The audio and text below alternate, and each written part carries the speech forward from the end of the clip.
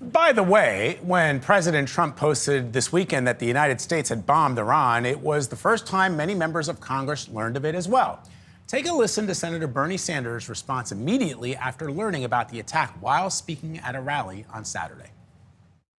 Not only is this news that I've just heard this second alarming, that all of you have just heard, but it is so grossly unconstitutional. All of you know that the only entity that can take this country to war is the U.S. Congress. The president does not have the right.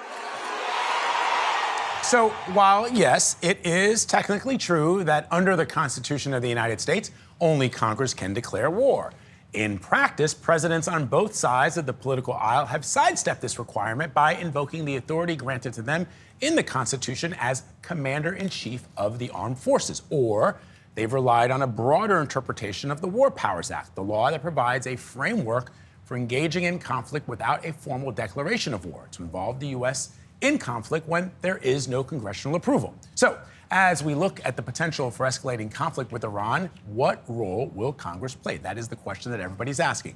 And with us to discuss just that is Democratic Congressman Jason Crow of Colorado. Congressman, good to see you. Good morning. So CBS News has learned that top Democrats on the House Foreign Affairs and Intelligence, as well as the Armed Services Committees, are drafting a War Powers Act resolution in the wake of the president's attack on Iran. Can you tell us more about that? Sure. Well, this has been one of my biggest priorities in Congress. I served as an Army Ranger and paratrooper before coming to Congress. I did 3 combat tours in Iraq and Afghanistan. So I was a part of that 20-year war or series of wars that we spent trillions of dollars on, thousands of American lives, lots of U.S. credibility down the drain.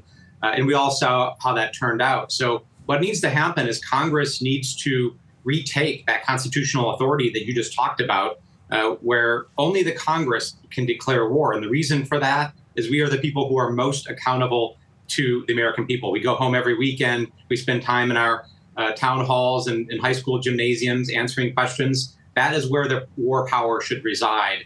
And there is a bipartisan effort now to actually reclaim that.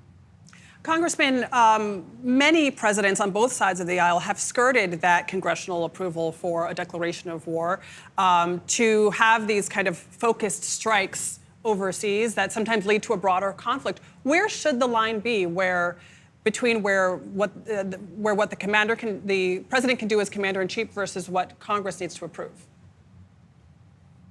Yeah, the basis of the problem here is after 9/11, Congress created what's called an authorization for use of military force.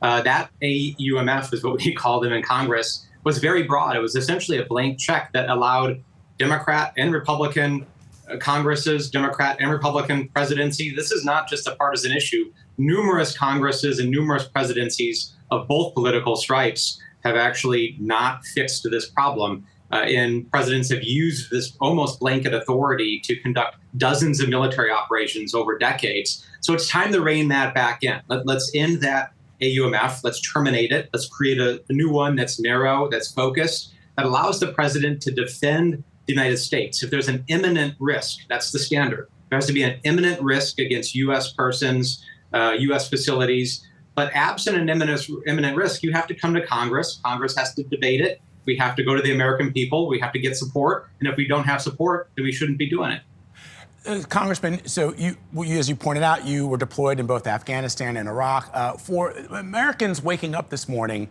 and seeing this and hearing about it on Saturday, they are going to imagine that we might find ourselves in a situation like Iraq. And I think can you explain to the American people why that potentially is not going to happen? Because on one hand, you've got the president of the United States saying that he would like the Iranians to come back to the negotiating table.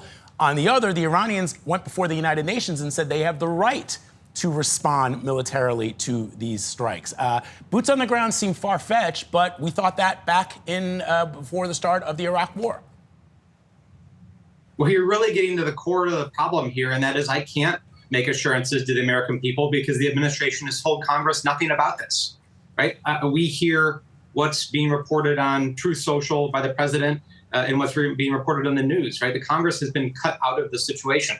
We don't know whether there's any plans. We don't know whether there's any indication for boots on the ground. We don't know whether the president wants regime change, wants to topple the Iranian government. I mean, he's indicated that he's thinking about that. These are all things that Congress needs to be a part of. Congress would need to authorize, because it's the American people that have to do the fighting, that would have to do the bleeding, that would have to fund these wars or these military interventions. And that is what the founders of the Constitution said. The most consequential decision, the decision to send our country to war, has to be made by the United States Congress in a full, open manner after debate. And if there isn't support for it by the American people, we just should not be doing it. And had we had that debate, had we done that over the last 20 years, I think that our endeavors in Iraq and Afghanistan probably would have wrapped up much sooner and would have been far less painful.